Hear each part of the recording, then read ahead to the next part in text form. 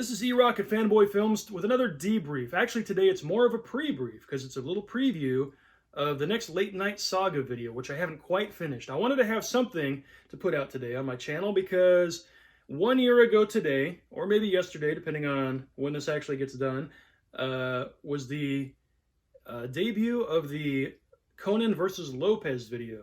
And it's been a while because I've been huddled down on this last edit for the Late Night Saga. So let's get a little preview and get it right out of the way. I'm working on a little installment called Three's a Crowd.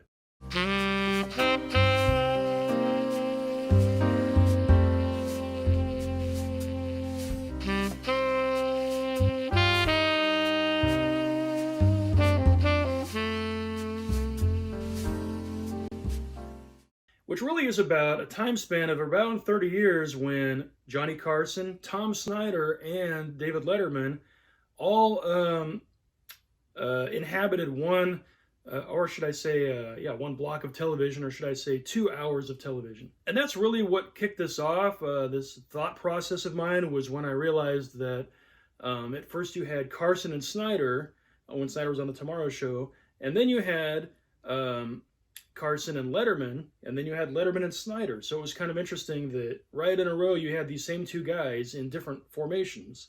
And I thought that would sort of be interesting to cover that span. That's really not the best story in this time span. The best story probably is the friendship between Tom Snyder and David Letterman. The sort of unlikely friendship, because we've seen how on the other episodes of the Late Night Saga that they devolved into wars between, Letterman-Leno or Leno-Conan. Here's a case where David Letterman actually replaced Tom Snyder in his time slot. Snyder was actually kicked off the Tomorrow Show in order to make room for David Letterman to come in, and you'd think they would become enemies because of that, but they actually became friends. There's a much better video. I'm not going to try to repeat efforts, which is why this video doesn't focus on that.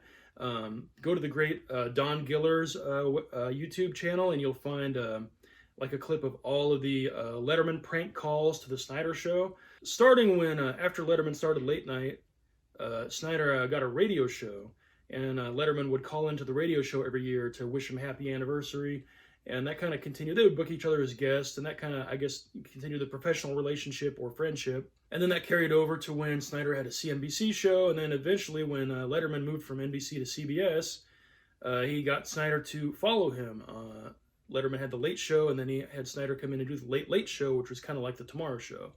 That was kind of the best story, their friendship that came out of it. But also, not to be overlooked, is the friendship between David Letterman and Johnny Carson, which, unlike the relationship between Carson and Leno, who had a professional relationship, Carson and Letterman seem to hit it off, maybe because they're both from the Midwest, maybe they both have the same weird type of humor. They ended up living next door to each other and became neighbors, or at least in the same neighborhood, and became friends. So that was another good story in there. But I just ended up covering that span of time, and there isn't really a particular story other than maybe just sort of the changing landscape, as Lopez says, of late night television. I'm a Latino. I know something about landscape. So, which leads into a good example of one of the reasons why these videos take so long, for me at least.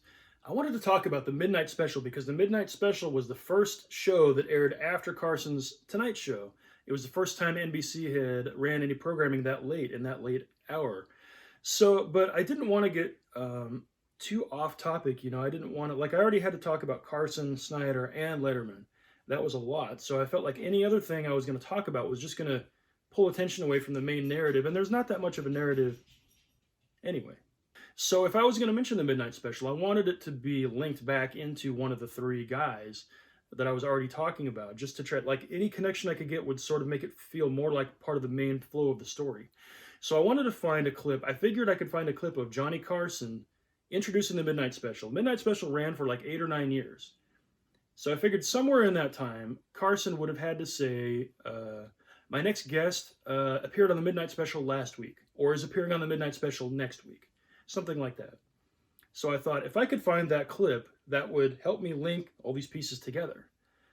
So there's really no way to search. I was trying to search on Carson Midnight Special and find it, but it's not going to, if you search on YouTube for a video clip, it's not going to search on words that they said within the clip. It's only going to search on whatever the person put in the title or in the body of the whatever. So sometimes when you don't have a way to search, you have to invent your own search. So as always, when I start one of these videos, I go to Wikipedia. Wikipedia is a good place to get a broad understanding of a subject. It may not be the end-all and be-all, The good thing about Wikipedia is it usually cites its sources, and you can track those sources back to their point of origin, and then you can find more information. So in this case, though, Wikipedia had a very nice page on Johnny Carson, and it had a list of every episode of The Tonight Show and every guest that was on every episode of The Tonight Show.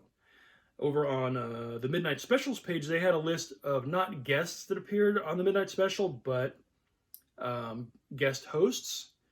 So I thought between these two lists I could compare, and if I could find any guest that had appeared on both The Tonight Show and on the Midnight Special within like the same month, and then I could track down that clip, I thought there might be a chance that Carson would have said, hey, my next guest just appeared on the Midnight Special, or is just going to in a week. So I went through this whole list, 8 or 9 years of episodes, and I found about 6 acts, either musical guests or comedians that had appeared on both shows within the same month. And so then I started looking for clips. I don't know that I was able to find it based on the date of the show. You don't always say Midnight Special Bee Gees or Carson Bee Gees. I don't know. I think I had to search on Johnny Carson Tonight Show Bee Gees, and it probably came up with however many times they appeared on the show, 6 or 7, and then I had to go through and watch all those clips. So I'm just saying it takes a little bit of time to do this research to come up with this. My next guests have had quite a career, most successful as singers and songwriters, and they're going to be hosting NBC's Midnight Special 1 week from Friday here on NBC. The Bee Gees. Another nice piece of linkage was Saturday Night Live. The whole reason that show was created was to fill an empty time slot because Johnny Carson's Tonight Show used to do a repeat on Saturday late night, but Carson didn't want that to repeat. He wanted to save his repeats for the week so that he could work less days. And now the weekends were open, and now NBC created Saturday Night Live to fill the slot. But when it was time for their debut episode, they actually weren't ready to put on the show, so they did a special Tom Snyder Tomorrow show on Saturday to introduce the not ready for primetime players. After the Saturday Night Live connection became obvious, I remembered an article I'd read somewhere with Johnny Carson. I swear I read somewhere from Johnny Carson where he was digging on SNL, saying it was like a monologue joke where he said this weekend, Saturday Night Live is going to try something completely new. They're going to be funny for once. And that was because they had made fun of him and he was taking a dig at them.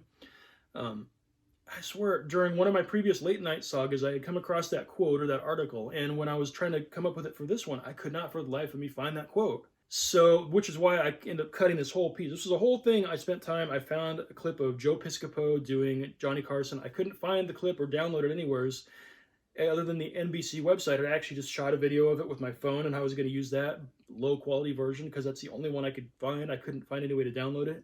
The Johnny Carson School of Acting. Friends, I hear you saying, I don't do any funny characters. Do what I did. Steal some. Copy Jack Benny's mannerisms. Rip off Jonathan Winter's blabby old lady.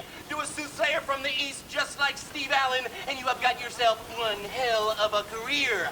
And then, of course, everyone remembers the famous Tom Snyder impression by Dan Aykroyd on SNL. And I actually went ahead and bought this DVD, Best of Dan Aykroyd, because I could not find any clip anywhere on the internet, not even on NBC's website, of Aykroyd doing that impression. I could only find it on the DVD. Good evening, everybody. Welcome to the Cabal Show. So I bought the DVD just to get that clip. And then I ended up not using it because I couldn't find the Carson quote. It felt like the linkage just wasn't there to use the Piscopo clip and the Aykroyd clip. So I just cut the whole section, and it was really just drawing away from the whole narrative, if you will.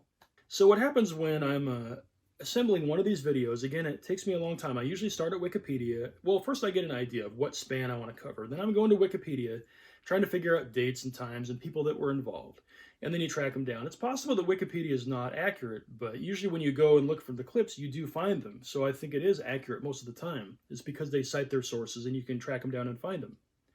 So as a result of the age of all this subject matter, I wasn't able to find as much video. So this time I wanted to use, like I said in the past, I didn't really want to insert my own opinion or voice in the narrative. I wanted to use something that was from someone that was actually there, more closer to firsthand. So this time I went to a lot more articles from newspapers and magazines, most of which, now in the year 2020, most of which have been digitized and put online, but you can't always read them for free. But there's a lot of articles from Variety or the New York or LA Times or whatever. So I used a lot of quotes from those, either verbatim or paraphrased. I'm going to cite those in the video to sort of link all the various clips together. So usually when I'm building one of the rough cuts of these, I'm just sort of assembling the pieces as I go, and a lot of times I find out that I don't have everything I need. I go out, I do more research, I write some more copy, I link things, I download more clips. So it's all a big mess. And so by the time I get the whole thing assembled, and this one is probably going to be like 45 minutes long, that'll be my rough cut, and then I'll go back through and watch it and go, oh, I really don't need this or this or this. I'll probably cut a lot out, maybe even add more stuff. And I don't really want to end up doing a lot of video correction or cleanup on clips that I'm going to end up not using. Because when I do the rough cut, usually what I'm doing very basically is I'm going to balance the audio levels just so that doesn't drive me crazy, but I'm not going to like do a hiss filter, noise reduction sort of stuff on it, because why bother on clips that I'm going to end up cutting anyways.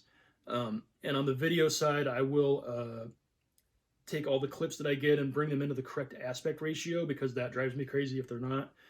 But then when that's done, I'm not going to do like color correction and that kind of stuff on it. Because I may not end up using the clips. So I will have a rough cut and I will have a final cut. I think this time I'll actually just publish both. So for anyone who's interested. And that's about it for now. Hopefully this video, this kind of started as an idea that I had. And I don't know if it's going to be as exciting as the others, because it's not a war. Not every installment in the Late Night Saga is a war, after all. This one is more of a collaboration and friendship. I wish I had more about... I keep hearing that Johnny Carson didn't like Tom Snyder, but I can't find that much about, other than their interview that I include here is a little combative at points, but I haven't read much about that, probably because Johnny doesn't talk about that kind of stuff, and I guess Snyder doesn't really either, so probably won't find too much about that, but I think I might do a couple little minis. I think I should do a little mini, a little bit more exploration on Tom Snyder and Rona Barrett, because there seemed like a little more friction there, and I read a few articles of more stuff that was said off screen. So that might make for an interesting little mini war. So other than that, I have tons of other things and just not that much time to produce them. So I'll keep cranking things out. Hopefully things will speed up as I go forward. I did just get a new editing system, and hopefully I will have a little more time to work on it. So see you next time.